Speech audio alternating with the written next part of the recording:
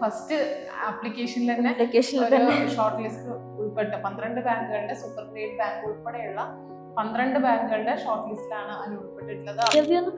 വിചാരിക്കുന്ന സമയത്ത് ഓക്കെ നമ്മുടെ പേഴ്സണൽ ഡീറ്റെയിൽസും കാര്യങ്ങളും നമ്മുടെ സർട്ടിഫിക്കറ്റ് വെരിഫിക്കേഷൻസ് അതൊക്കെ ഉണ്ടാവുള്ളൂ എന്നാണ് നമ്മൾ വിചാരിച്ചത്. പക്ഷെ ഇവിടെ എന്ന് പറഞ്ഞാൽ അങ്ങനെയല്ല. സിയുടെ സ്റ്റുഡൻസിന് അത് തരുന്ന സംഭവങ്ങൾ ടീച്ചേഴ്സ് പറയുന്ന കണ്ടീഷൻസ് ഫോളോ ചെയ്ത് കഴിഞ്ഞാൽ നമുക്ക് ക്രാക്ക് ചെയ്യാൻ വേണ്ടി പറ്റും. Hello, welcome to competitive crack. ഞാൻ ആതിര അർച്ചന. വളരെ സന്തോഷത്തോട് കൂടിയിട്ടാണ് ഇന്ന് നിങ്ങൾക്ക് മുൻപിൽ എത്തിയിട്ടുള്ളത്. നമ്മുടെ CSEB ജൂനിയർ ക്ലർക്ക് ക്യാഷ്യർ പരീക്ഷയിൽ കഴിഞ്ഞ എക്സാമിൽ ഷോർട്ട് ലിസ്റ്റിൽ 12ഓളം ബാങ്കുകളിൽ ഉൾപ്പെട്ട കോമ്പറ്റേറ്റീവ് ക്രാക്കറിന്റെ സ്വന്തം അനുമോൾ വർഗീസുമായിട്ടാണ് ഞാൻ വന്നിട്ടുള്ളത്.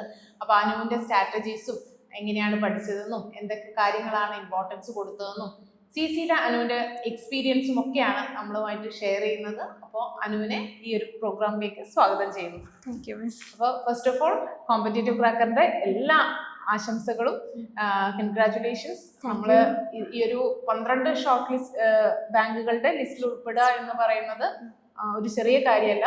അപ്പൊ എങ്ങനെയാണ് അനുവിന്റെ പശ്ചാത്തലം, കുടുംബ പശ്ചാത്തലം ഒക്കെ ഒന്ന് ഷെയർ ചെയ്യും? എനിക്ക് എൻ്റെ വീട്ടിൽ അച്ഛൻ, അമ്മ, അച്ഛൻ്റെ അമ്മയുണ്ട്, അനിയത്തിയുണ്ട്. ഇത്രയും പേരാണ് എൻ്റെ വീട്ടിലുള്ളത്.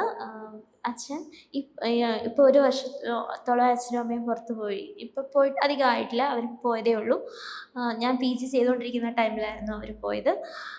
അങ്ങനെ അവർ പോയി. പിന്നെ ഞാനും അനിയത്തിയും അച്ഛൻ്റെ അമ്മയായിരുന്നു വീട്ടിൽ ഉണ്ടായിരുന്നത്. അപ്പം PG കഴിഞ്ഞ സമയത്ത് എൻ്റെ ജോബ് എന്ന് പറയുമ്പം ഒരു ഏജൻസിയുമായിട്ടൊക്കെ ബന്ധപ്പെട്ടു. അപ്പോൾ അവിടെ പൈസ കൊടുത്തു. ബട്ട് നമുക്ക് താല്പര്യപ്പെടുന്ന ജോബും കാര്യങ്ങളും സൂപ്പർ മാർക്കറ്റിൽ അക്കൗണ്ട്സ് ജോബ് അതൊക്കെ വരുന്നുള്ളൂ. പക്ഷെ PG പഠിച്ച് അത്ര വരെയൊക്കെ എത്തിയിട്ട് ഒരു പിന്നെ ബില്ലിങ്ങിലൊക്കെ പോയിരിക്കാൻ ഒരു സുഖം തോന്നി. അപ്പം ഇങ്ങനെ ഞാൻ അതിന് മുമ്പ് ഡിഗ്രി കഴിഞ്ഞ ഒരു കുറച്ച് സമയം ഞാൻ ഇച്ചിരി നാൾ IBPSൻ്റെ ഒരു കോച്ചിങ്ങിന് പോയിട്ടുണ്ട്. പക്ഷെ എനിക്കത് ഭയങ്കര ടഫായിട്ട് തോന്നി. അതുകൊണ്ട് ഞാനത് ഡ്രോപ്പ് ചെയ്തു. എന്നിട്ട് പിന്നെ അപ്പോൾ എല്ലാവരും ഇങ്ങനെ പറഞ്ഞു അത്രയും ബുദ്ധിമുട്ടുണ്ടാവില്ല, കോപ്പറേറ്റീവ് എക്സാമിനാകുമ്പോൾ കുറച്ചും കൂടി സിമ്പിളായിട്ട് ഹാൻഡിൽ ചെയ്യാൻ വേണ്ടി പറ്റും, അത്രയും ടഫായ കാര്യമാണ്. അപ്പോൾ പക്ഷേ എനിക്ക് എൻ്റെ പാഷൻ എന്ന് പറയുന്നത് ടീച്ചിങ് ആയിരുന്നു. ടീച്ചിങ് എനിക്ക് ഭയങ്കര ഇഷ്ടമായിരുന്നു. പക്ഷേ അതിലേക്ക് ഞാൻ നെറ്റൊക്കെ കുറേ ട്രൈ ചെയ്തു. അപ്പം പക്ഷെ അത് കിട്ടിയില്ല. 3-4 പ്രാവശ്യം എഴുതി, കിട്ടിയില്ല. അങ്ങനെ ഇരിക്കുന്ന സമയത്ത് ജോബാണെങ്കിൽ നോക്കിയിട്ടൊന്നും കിട്ടുന്നില്ല. അപ്പം ഞാനിങ്ങനെ കോപ്പറേറ്റീവ് ബാങ്കിൻ്റെ കോച്ചിങ്ങുകളെ കുറിച്ച് ജസ്റ്റ് ഇങ്ങനെ സെർച്ച് ചെയ്തതേ ഉണ്ടായിരുന്നുള്ളൂ. എവിടെയും കോൺടാക്ട് ഇല്ല. അപ്പോഴാണ് ഇങ്ങനെ സെർച്ച് ചെയ്തതിൻ്റെ ബേസിൽ കോമ്പറ്റേറ്റീവ് ക്രാക്കറിന് കോൾ എനിക്ക് ഇങ്ങോട്ടേക്ക് വന്നു. 3 മാസത്തെ കോഴ്സാണ്, വലിയ ഫീസില്ല, 3500 രൂപ ഫീസുള്ളൂ. അങ്ങനെയൊക്കെ പറഞ്ഞപ്പോൾ ഓക്കെ, ഇച്ചിരി നാളത്തേതേ ഉള്ളൂ, വലിയ ഫീസുമില്ല, അപ്പോൾ ഒന്ന് ട്രൈ ചെയ്ത് നോക്കാം എന്ന് വീട്ടിൽ ചോദിച്ചപ്പോൾ അവർ പറഞ്ഞു ട്രൈ ചെയ്ത് നോക്ക്, നീ എന്തായാലും IBPSന് ട്രൈ ചെയ്തല്ലേ, കോപ്പറേറ്റീവിൻ്റെ അത്രയും ബുദ്ധിമുട്ടുണ്ടാവില്ല എന്ന് പറഞ്ഞു. അപ്പോൾ ഓക്കെ 3 months അല്ലേ, ഒന്ന് ട്രൈ ചെയ്തിട്ട് എക്സാം രജിസ്റ്റർ ചെയ്ത് നോക്കാം. അങ്ങനെ കോമ്പറ്റേറ്റീവ് ക്രാക്കറുമായിട്ട് ജോയിൻ ചെയ്തു. ക്ലാസ്സുകൾ സ്റ്റാർട്ട് ചെയ്തു, പഠിച്ചു. അതായത് അവർ തരുന്ന ടീച്ചർ മെൻറ്റർ തരുന്ന ടൈം ടേബിൾസ് പറ്റുന്ന പോലെ മാക്സിമം ആ രീതിയിൽ തന്നെ പോയി. പിന്നെ ഞാൻ എക്സ്ട്രാ ആയിട്ട് ബുക്ക് സ്റ്റോളിൽ നിന്ന് 2 ബുക്ക് അത്രയും ഞാൻ വാങ്ങിയില്ല. ബാക്കി നമ്മുടെ CCന്ന് തരുന്ന ടോപ്പിക്സ് കൃത്യമായിട്ട് നോക്കി അതിൻ്റെ നോട്ട്സ് നോക്കി ഒരു ക്വസ്റ്റ്യൻ ബാങ്കും വേറൊരു റാങ്ക് ഫയലും അത്ര മാത്രമേ ഞാൻ പുറത്തുനിന്ന് വാങ്ങി. ബാക്കിയെല്ലാം നമ്മുടെ കോമ്പറ്റേറ്റീവ് ക്രാക്കറിൻ്റെ നോട്ട്സും ക്ലാസ്സസും വെച്ചിട്ട് തന്നെയാണ് ഞാൻ പഠിച്ചിട്ടുണ്ടായിരുന്നത്. അപ്പോൾ CCയോടൊപ്പം ഒരു 3 months ജേണിയിലാണ് അനുവിന് ഇങ്ങനെ ഒരു സക്സസ് നേടിയത്. അപ്പോൾ തീർച്ചയായിട്ടും ഈ ഒരു 3 months എത്ര ടൈം അനു പഠനത്തിന് വേണ്ടി ഡിവോട്ട് ചെയ്തു എന്നുള്ളത് ഉദ്യോഗാർത്ഥികൾക്ക് അറിയാൻ താല്പര്യം ഉണ്ടായിരിക്കും. എത്ര സമയമാണ് അനു പഠനത്തിന് വേണ്ടി മാറ്റിവെച്ചത്? ഞാൻ PG കഴിഞ്ഞിട്ടിരിക്കുന്ന ടൈമിൽ എനിക്ക് ടൈം ഉണ്ടായിരുന്നു. ഞാൻ വേറെ ഒന്നിലും എൻഗേജ്ഡ് അല്ലായിരുന്നു. അതുകൊണ്ട് തന്നെ രാവിലെ എഴുന്നേറ്റും അങ്ങനെയൊക്കെ ഇത്ര ടൈമൊന്നും ഒരു പെർട്ടിക്കുലർ ഇല്ല, പറ്റുമ്പോൾ ഫ്രീ ആവുന്ന ടൈമിലൊക്കെ നോക്കും. പക്ഷെ വീട്ടിൽ ആരും ഇല്ലാതിരുന്നത് കൊണ്ട് വീട്ടിലെ പണി അത്യാവശ്യം ഉണ്ടായിരുന്നു, എന്നാലും കാര്യമായിട്ടൊന്നും ഉണ്ടായിരുന്നില്ല. എന്നാൽ പറ്റുമ്പോഴൊക്കെ ഇത്ര ടൈം ഒരു 3-4 മണിക്കൂർ വെച്ചിട്ട് ഡെയിലി പഠിച്ച് അങ്ങനെയൊക്കെ നോക്കുമായിരുന്നു. അല്ലാതെ പ്രത്യേകിച്ച് അങ്ങനെ ഇത്ര ടൈം വെച്ചിട്ട് പഠിച്ചു, ഡെയിലി ഇത്രയും പഠിക്കുമായിരുന്നു അങ്ങനെയൊന്നുമില്ല. പരമാവധി മിസ് തരുന്ന പിന്നെ സിലബസ് അന്നന്ന് തരുന്ന സിലബസ് കംപ്ലീറ്റ് ചെയ്യാൻ വേണ്ടിയിട്ട് നോക്കുമായിരുന്നു, അത്രയും. അതുപോലെ തന്നെ ഇപ്പൊ നമ്മുടെ ആപ്പില് റെക്കോർഡഡ് ക്ലാസ്സും മോഡൽ എക്സാംസ് ഒക്കെ അറ്റൻഡ് ചെയ്യാറില്ലേ? അപ്പൊ അതൊക്കെ എങ്ങനെയാണ് ഈ ഒരു എക്സാമിന് ഗുണം ചെയ്തത്?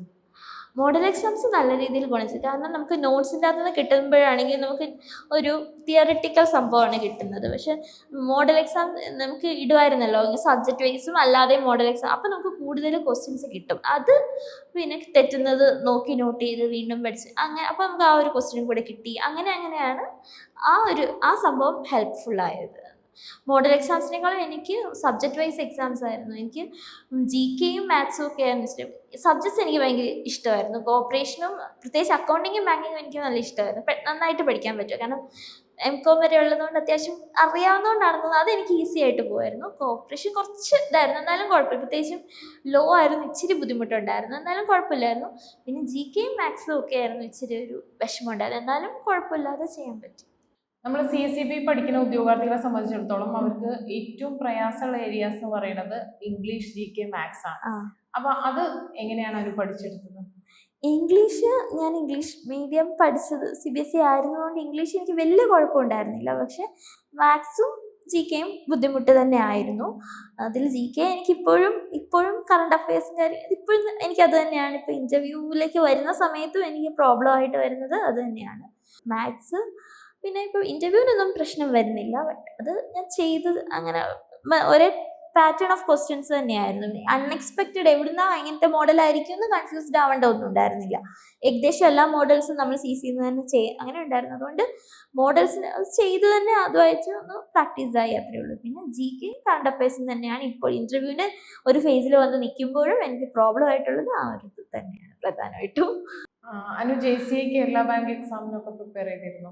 ഇല്ല, ഞാൻ ആകെ എഴുതിയിട്ടുള്ളത് SBIയുടെ ആണെന്ന് തോന്നുന്നു. പണ്ട് കുറച്ച് നാൾ മുമ്പ് ഒരു അപ്രന്റീഷിൻ്റെ ഒരു എക്സാം ഞാൻ എഴുതിയിട്ട് പിന്നെ കണ്ടിന്യൂസ് ആയിട്ട് ഞാൻ എഴുതിക്കൊണ്ടിരുന്നത് നെറ്റ് എക്സാമാണ്. ഇത് ഞാൻ ഫസ്റ്റ് ടൈമാണ് CSEBയുടെ എക്സാം രജിസ്റ്റർ ചെയ്തതും. കേരള ബാങ്കിൻ്റെയും JCIയുടെയും ഒന്നും ഇതുവരെ എഴുതിയിട്ടില്ല. ഫസ്റ്റ് ആപ്ലിക്കേഷനിൽ തന്നെ ഷോർട്ട് ലിസ്റ്റ് ഉൾപ്പെട്ട 12 ബാങ്കുകളുടെ സൂപ്പർ ഗ്രേഡ് ബാങ്ക് ഉൾപ്പെടെയുള്ള 12 ബാങ്കുകളുടെ ഷോർട്ട് ലിസ്റ്റിലാണ് അനു ഉൾപ്പെട്ടിട്ടുള്ളത്. അഭിമാനകരമായിട്ടുള്ള നേട്ടം തന്നെയാണ് CC സംബന്ധിച്ചിടത്തോളം. അപ്പൊ അനു ഇപ്പൊ CCയിൽ അനുവിന് ഇന്റർവ്യൂ ക്ലാസ് പ്രൊവൈഡ് ചെയ്തിരുന്നു. നമ്മൾ അനുവിന് ഒറ്റയ്ക്ക് ഇന്റർവ്യൂ ക്ലാസ് വേണമെന്ന് പറഞ്ഞിട്ട് നമ്മൾ ഇന്റർവ്യൂ ക്ലാസ്സും പ്രൊവൈഡ് ചെയ്തിരുന്നു. അത് അനുവിന് എങ്ങനെ യൂസ്ഫുൾ ആയോ? അത് യൂസ്ഫുള്ളായി. കാരണം നമുക്ക് എന്ത് ടൈപ്പ് ഓഫ് ക്വസ്റ്റ്യൻ നമ്മളെന്ന് പറഞ്ഞാൽ ഇൻ്റർവ്യൂ എന്ന് വിചാരിക്കുന്ന സമയത്ത് ഓക്കെ നമ്മുടെ പേഴ്സണൽ ഡീറ്റെയിൽസും കാര്യങ്ങളും നമ്മുടെ സർട്ടിഫിക്കറ്റ് വെരിഫിക്കേഷൻസ് അതൊക്കെ ഉണ്ടാവുള്ളൂ എന്നാണ് നമ്മൾ വിചാരിച്ചത്. പക്ഷെ ഇവിടെ എന്ന് പറഞ്ഞാൽ അങ്ങനെയല്ല. നമ്മുടെ പഠിച്ച ഭാഗത്തു നിന്ന് കറണ്ട് അഫയേഴ്സിൽ നിന്ന് ഒക്കെ ആയിട്ട് ക്വസ്റ്റ്യൻസ് ചോദിക്കുന്നുണ്ട്. അപ്പോൾ അതുകൊണ്ട് ആ ഒരു ക്ലാസ് കിട്ടിയതുകൊണ്ട് നമുക്ക് അതിനെക്കുറിച്ചൊരു ധാരണയുണ്ട്. ഓക്കെ ഇനി ക്വസ്റ്റ്യൻസ് ഒക്കെ നമുക്ക് വരും, നമ്മൾ അതിനെക്കുറിച്ച് ഒന്ന് കരുതണം. അല്ലാതെ നമ്മൾ ഒരു ഇൻ്റർവ്യൂവിന് നോർമലി പോകുന്ന നോക്കുമ്പോൾ നമ്മുടെ പേഴ്സണൽ ഡീറ്റെയിൽസ്, ജോബിനോട് താല്പര്യമുണ്ടോ, എന്തൊക്കെയാണ് പ്രതീക്ഷിക്കുന്നത്, അങ്ങനെയൊക്കെ നമ്മൾ എന്ത് സാലറി എക്സ്പെക്ട് ചെയ്യുന്നു, അങ്ങനെയൊക്കെ ആയിരിക്കും സ്വതവേ ഇന്റർവ്യൂസിൽ ചോദിക്കുക. പക്ഷെ ഇവിടെ അങ്ങനെ അല്ല എന്നുള്ളത് മനസ്സിലാക്കാൻ വേണ്ടി ഇന്റർവ്യൂ ക്ലാസ്സും മോക്ക് ഇന്റർവ്യൂ ഒക്കെ ഹെൽപ്പ് ചെയ്തിട്ടുണ്ട്. ഇപ്പൊ CSEB പരീക്ഷയ്ക്ക് തയ്യാറെടുക്കുന്ന ഉദ്യോഗാർത്ഥികളോട് അനുവിന് എന്താണ് ഒരു പറയാനുള്ളത്? അങ്ങനെ പറയാൻ മാത്രം എനിക്ക് അറിയില്ല. എന്തായാലും നമ്മുടെ കോമ്പറ്റേറ്റീവ് ട്രാക്കറുമായിട്ട് പിന്നെ മുന്നോട്ട് പോകുന്ന കുട്ടികളോട് നമ്മുടെ ഇവിടുത്തെ മെൻറ്റേഴ്സും ടീച്ചേഴ്സും തരുന്ന ഇൻസ്ട്രക്ഷൻസ് കറക്റ്റായിട്ട് ഫോളോ ചെയ്ത് കഴിഞ്ഞാൽ തന്നെ നമുക്ക് ക്രാക്ക് ചെയ്യാൻ പറ്റുന്ന ഒരു എക്സാമാണ് ഇതെന്ന്. അല്ലാതെ വലിയ ഒരു ഇത് തരാൻ മാത്രമൊന്നും എനിക്കറിയത്തില്ല. എന്നാലും ഈ CCയുടെ സ്റ്റുഡൻസിന് അത് തരുന്ന സംഭവങ്ങൾ ആ ടീച്ചേഴ്സ് പറയുന്ന കണ്ടീഷൻസ് ഫോളോ ചെയ്ത് കഴിഞ്ഞാൽ നമുക്ക് ക്രാക്ക് ചെയ്യാൻ വേണ്ടി പറ്റും. അനു ലൈവ് ക്ലാസ്സിലൊക്കെ മുടങ്ങാതെ അറ്റൻഡ് ചെയ്തിരുന്നു? പറ്റുമ്പോഴൊക്കെ തന്നെ അറ്റൻഡ് ചെയ്യും. അധികം ലൈവ് ക്ലാസ് ഒന്നും മിസ്സാക്കി റെക്കോർഡഡ് എടുക്കേണ്ടി വന്നിട്ടില്ല. പറ്റുമ്പോഴൊക്കെ ലൈവിൽ തന്നെ നേരിട്ട് കയറിയിട്ടുണ്ട്. ഇപ്പൊ അനുവിന്റെ ഒരു CSEB പഠനത്തിന്റെ കാര്യങ്ങൾ പറഞ്ഞു. ഒരു 26 ഇയേഴ്സിൽ ഒരു ഉദ്യോഗാർത്ഥി, ഇപ്പൊ പല ഉദ്യോഗാർത്ഥികളുണ്ടായിരിക്കും ഫാമിലി റെസ്പോൺസിബിലിറ്റീസ് ഒക്കെ ഉള്ളത് കൊണ്ട് ഇങ്ങനെയുള്ള കോമ്പറ്റേറ്റീവ് എക്സാമിന് തയ്യാറെടുക്കാൻ വിമുഖത കാണിച്ചിരിക്കുന്ന ഉദ്യോഗാർത്ഥികളുണ്ട്. അവരോട് അനുവിന് എന്താ പറയാനുള്ളത്? ഞാൻ ഫാമിലി റെസ്പോൺസിബിലിറ്റി ഉള്ള ആളല്ല ഞാനെങ്കിലും എന്താണെന്ന് വെച്ച് കഴിഞ്ഞാൽ നമ്മൾ അങ്ങനെയുള്ളപ്പോൾ നമുക്ക് കൂടുതൽ ടൈം പഠിക്കാൻ വേണ്ടി കിട്ടത്തില്ല. പക്ഷേ ആ സമയത്ത് നമ്മളിപ്പോൾ കോർ ഏരിയാസിനെ ഫോക്കസ് ചെയ്ത് ഫുൾ എല്ലാം പഠിച്ച് അങ്ങനെ ആക്കാതെ കുറച്ച് കോർ ഏരിയാസ് നോക്കി നമ്മൾ നമ്മുടെ എന്താ പറയുക ലക്ഷ്യത്തിലേക്ക് എത്താൻ വേണ്ടിയിട്ട് കോർ ഏരിയാസ് കാര്യങ്ങളൊക്കെ നോക്കുക. പറ്റുന്ന സമയത്ത് പഠിക്കുക, അത്ര തന്നെ ചെയ്യാൻ വേണ്ടി പറ്റും. ഒത്തിരി പഠിക്കാൻ പറ്റിയില്ലെങ്കിൽ ഇമ്പോർട്ടൻ്റ് ആയ ഏരിയാസ് മൂവ് ചെയ്ത് പോകുക, അത്ര. പ്രീവിയസ് ക്വസ്റ്റ്യൻ പേപ്പേഴ്സ് അനലൈസ് ചെയ്തിരുന്നു? പ്രീവിയസ് ക്വസ്റ്റ്യൻ പേപ്പേഴ്സ് ഞാൻ അങ്ങനെ അനലൈസ് ചെയ്തില്ല. നമ്മുടെ മെൻറ്റർ ഇട്ട് തരുമായിരുന്നു. അങ്ങനത്തെ നമ്മുടെ അവിടെ നിന്ന് കിട്ടിയിട്ടുള്ള ക്വസ്റ്റ്യൻ പേപ്പേഴ്സ് നോക്കിയിട്ടുണ്ടെന്നുള്ളതല്ലാതെ ഞാൻ അങ്ങനെ ചെയ്തിട്ടില്ല. ഞാൻ ക്വസ്റ്റ്യൻ പേപ്പർ തപ്പിപ്പോയി അങ്ങനെ ചെയ്തിട്ടില്ല. അവിടുന്ന് 3-4 ക്വസ്റ്റ്യൻ പേപ്പർ കിട്ടി, അത് നോക്കിയിരുന്ന എക്സാം ആയിട്ട് തരുമായിരുന്നു, അത് അറ്റൻഡ് ചെയ്തു. അനു സെൽഫ് മോട്ടിവേറ്റഡ് ആയിരുന്നോ അതോ അനുവിന് മോട്ടിവേഷന് വേണ്ടിയിട്ട് അനു എന്തൊക്കെയായിരുന്നു? ചെയ്തിരുന്നത്? സെൽഫ് മോട്ടിവേറ്റഡ് ആയിരുന്നു എന്ന് വെച്ച് കഴിഞ്ഞാൽ സെൽഫ് മോട്ടിവേറ്റഡ് ആയിരുന്നു. കാരണം ഞാൻ പറഞ്ഞില്ലേ, ഒരു 25 വയസ്സ് കഴിഞ്ഞു 26 വയസ്സൊക്കെ ആയ സമയത്ത് 3 മാസത്തെ സംഭവമല്ലേ. അപ്പത്തേനും തന്നെ ഇനി ജോബില്ലാതെ എല്ലാവരും തന്നെ എന്തായി, പഠിത്തം കഴിഞ്ഞില്ലേ, ഇനി ജോലി, അങ്ങനെ ഇപ്പോൾ ചോദ്യങ്ങളൊക്കെ വന്നു. ഞാൻ അതുകൊണ്ട് തന്നെ ഞാൻ ഏജൻസിയിലൊക്കെ ജോബിനൊക്കെ കൊടുത്തിട്ടുണ്ടായിരുന്നു എന്ന് പറഞ്ഞില്ലേ. അപ്പം ഇനിയിപ്പോൾ ജോലി എന്തായാലും വേണം ഒരു ഇതുണ്ട്. അപ്പോൾ അതിനുവേണ്ടി നമുക്ക് പറ്റുന്നത് മാക്സിമം ട്രൈ ചെയ്യാം എന്ന് വിചാരിച്ച് പറ്റും പോലെ ട്രൈ ചെയ്ത് പഠിച്ചിട്ടുണ്ട്. സെൽഫ് മോട്ടിവേറ്റഡ് ആയിരുന്നു. പിന്നെ ഫാമിലി ആണെങ്കിലും ഹെൽപ്പ് ചെയ്യാൻ വേണ്ടിയിട്ട് ഒരു ജോബ് ഉണ്ടെങ്കിൽ നല്ലതാണല്ലോ. CCയിലെ ഒരു 3 month ജേർണി അനു എങ്ങനെയാണ് ഓർത്തെടുക്കുന്നത്? അങ്ങനെ ചോദിച്ചു കഴിഞ്ഞാൽ വളരെ നല്ല ഒരു ഓർമ്മ തന്നെയാണ് CCയിൽ. നമുക്ക് നമ്മുടെ എല്ലാം ഉണ്ടായിരുന്ന ടീച്ചേഴ്സ് എല്ലാവരും, അനു മിസ്സായാലും അതേപോലെ തന്നെ ഫാരിസ് സാറ്, മേഘ മിസ്സ് ഒക്കെ എല്ലാവരും വളരെ നന്നായിട്ട് സപ്പോർട്ട് ചെയ്ത് തന്നിട്ടുണ്ടായിരുന്നു. എല്ലാവരും അവർ പറ്റുന്ന പോർഷൻസ് എല്ലാം നമ്മളിലേക്ക് എത്തിച്ചു തന്ന് മാക്സിമം പോർഷൻസും നമ്മൾ കവർ ചെയ്ത് പോകണം. അതുപോലെ പരമാവധി ക്വസ്റ്റ്യൻസ് നമ്മുടെ മുമ്പിലേക്ക് എത്തിക്കണം. അപ്പം നമുക്ക് ക്വസ്റ്റ്യൻ പേപ്പർ കാണുമ്പോൾ ഓക്കെ ഇതൊക്കെ കണ്ടുപോയ ക്വസ്റ്റ്യൻസ് ആണല്ലോ എന്നുള്ള ധൈര്യത്തിൽ നമുക്ക് എക്സാം എഴുതാം ഉള്ള രീതിയിൽ നല്ലൊരു ജേർണി തന്നെയായിരുന്നു CCയോടൊപ്പം. പിന്നെ പഠിക്കാൻ ഇച്ചിരി എന്തെങ്കിലും മടിയുള്ളവർക്കാണെങ്കിലും അതിനൊരു സ്കോപ്പൊന്നും ഇല്ലാതെ നമ്മൾ ഫുൾ ടൈം എൻഗേജ്ഡ് ആയി ഡെയിലി, ഞാൻ പറഞ്ഞല്ലോ ഡെയിലി നമുക്ക് സിലബസ് ഉണ്ട്. ഇന്ന ദിവസത്തിൽ ഇത്ര പഠിക്കണം എന്നുള്ള ടോപ്പിക്സ് നമുക്ക് കിട്ടുന്നതുകൊണ്ട് തന്നെ നമ്മൾ അത് പഠിക്കാൻ വേണ്ടിയിട്ട് നമ്മൾ മാക്സിമം കുഴപ്പിക്കളയാൻ നമുക്കൊരു മനസ്സ് തോന്നത്തില്ലാത്ത രീതിയിലുള്ള ക്ലാസ് തന്നെയായിരുന്നു നമ്മുടെ CCയിൽ. കാരണം ഞാൻ ഇച്ചിരി ഉഴപ്പാൻ സെൽഫ് മോട്ടിവേറ്റഡ് ആയിരുന്നു, എന്നാലും ഉഴപ്പാനുള്ള താല്പര്യം കൂടുതലുള്ള ആളാണ്. അപ്പം നമുക്ക് ഇവിടെ നിന്ന് അതിനുള്ള ഒരു സ്കോപ്പില്ല. നമുക്ക് ഡെയിലി പഠിക്കാനുള്ള സാധനങ്ങൾ ഉണ്ടായിരുന്നു. ഇനി സൺഡേസ് ലീവ് ആണെങ്കിലും അന്ന് നമുക്ക് അത് ആ ആഴ്ച പഠിച്ച സംഭവങ്ങളുടെ ഫുൾ റിവിഷൻ നടത്താം, അല്ലെങ്കിൽ ക്വസ്റ്റ്യൻസ് ചെയ്ത് നോക്കാം, അതിനൊക്കെ ഉണ്ട്. അപ്പം നല്ലൊരു ജേർണി തന്നെയായിരുന്നു CCയോടൊപ്പം ഉണ്ടായിരുന്നത്. അപ്പൊ നമ്മൾ ഇതുവരെ കേട്ടത് അനുമോളുടെ ഒരു CCയോടൊപ്പമുള്ള ഒരു 3 month സക്സസ്ഫുൾ ജേർണിയാണ്. അപ്പൊ തീർച്ചയായിട്ടും ഇത് നിങ്ങൾക്ക് ഒരുപാട് പ്രചോദനമായിരിക്കും. കാരണം ഒരുപാട് ഫാമിലി റെസ്പോൺസിബിലിറ്റീസ് ഒക്കെ ഉള്ള ആളുകൾ നമ്മൾ സ്റ്റുഡൻസ് ആയിട്ടുണ്ട്. അപ്പൊ അവർക്കൊക്കെ കേൾക്കാൻ പറ്റിയ വാക്കുകളാണ് അനു പറഞ്ഞത്. പിന്നെ തീർച്ചയായിട്ടും CC അനുവിന് പ്രൊവൈഡ് ചെയ്ത പോലെ തന്നെ നമ്മൾ ഒരു എക്സാമിന് വേണ്ടി മാത്രമല്ല, ഒരു ഷോർട്ട് ലിസ്റ്റിൽ ഉൾപ്പെടുക എന്നുള്ളത് മാത്രമല്ല, അതിനുശേഷം നിങ്ങൾ ഒരു ബാങ്കിൽ പ്ലേസ് ചെയ്യുന്ന വരെയുള്ള എല്ലാ നിങ്ങൾക്കുള്ള അസിസ്റ്റൻസും നമ്മൾ പ്രൊവൈഡ് ചെയ്തതായിരിക്കും.